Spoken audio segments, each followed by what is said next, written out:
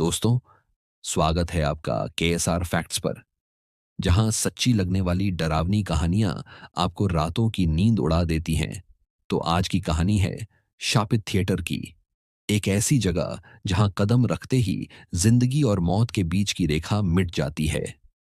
दिशा और अर्जुन रात के अंधेरे में अपनी कार से सफर कर रहे थे। तेज रफ्तार कार, खाली सड़क और आसमान में घने बादल। दिशा ने अर्जुन से कहा, अर्जुन, इतनी तेज क्यों चला रहे हो? थोड़ा धीरे चलाओ। अर्जुन मुस्कुराया, अभी थोड़ी देर पहले तो तुमने कहा था तेज चलाओ। हाँ, लेकिन अब मेरी फ्लाइट मिस हो गई तुम्हारी वजह से। इतना कहते ही कार झटका खाती है और अचानक रुक जाती है। क्या हुआ? दिशा घबरा कर पूछती है। अर्जुन बोनट खोलकर देखने जाता है, लेकिन तभी उसकी नजर सामने पड़ती है। एक पुराना थिएटर जो अंधेरे में भी चमकता हुआ दिखाई देता है। दिशा ने कहा, चलो अंदर चलते हैं, शायद कोई मदद मिल जाए।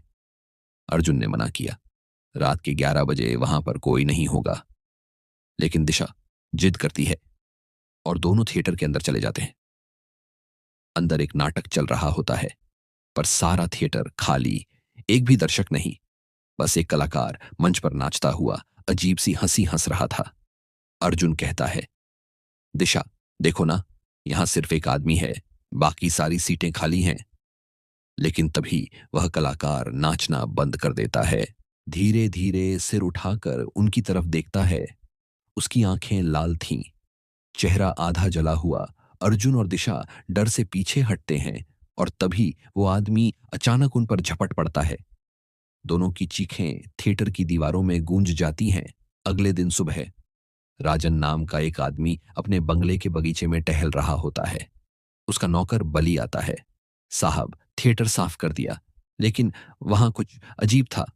राजन, क्या मतलब? बली कांपते हुए कहता है, स्टेज पर एक लड़का और लड़की की लाशें पड़ी थीं। उनके चेहरे जल चुके थे। राजन के चेहरे का रंग उड़ जाता है। क्या तुमने उन्हें दफन किया? हाँ साहब, जैसे हर बार करता हूं। राजन धीरे से कहता है, किसी को भी इस बारे में कुछ पता नहीं चलना चाहिए। घर लौटकर राजन की पत्नी नंदिनी उससे कहती है, ये सब कब तक चलेगा? कितनी मासूम जाने जाएंगी? राजन चुप रहता है, फिर कहता है, जब से मैंने वो थिएटर खरीदा है, हर कोई वहां मरता जा रहा है। पुलिस को डर है कि सारा इल्जाम मुझ पर आएगा, इसलिए मैं खुद लाशें दफन करवाता हूं। उसी वक्त दरवाजे पर दस्तक होती है। मैं इंस्पेक्टर अभिमन्यु, इस एरिया का नया इंचार्ज हूं। कल रात अर्जुन और दिशा वहीं से गायब हुए थे। उनके मोबाइल की आखिरी लोकेशन आपके थिएटर के पास थी। राजन कुछ नहीं बोलता। इंस्पेक्टर सिर्फ इतना कहकर चला जाता है, मैं बार बार आऊंगा जब तक सच्चाई नहीं मिलती। अगली शाम राजन के बंगले के बाहर एक कार रुकती है। उसका बेटा समीर अमेरिका से लौटा था। डैड, मैंने सोचा आपको सरप्राइज दूं। राजन खुश होता है, लेकिन तभी समीर बताता है कि वो थिएटर में कल एक ग्रैंड नाटक करने वाला है। राजन के चेहरे से मुस्कान गायब हो जाती है। वो जानता था वो थिएटर शापित है, पर बेटे की खुशी के आगे वो कुछ नहीं कह पाता। अगले दिन थिएटर पूरा भरा होता है। समीर, उसकी दोस्त पूजा और राहुल मंच पर आते हैं। लाइट्स बंद होती हैं, पर्दा खुलता है। मंच पर वही पुराना कलाकार प्रकट होता है, वही जला हुआ चेहरा, वही खतरनाक नजरें।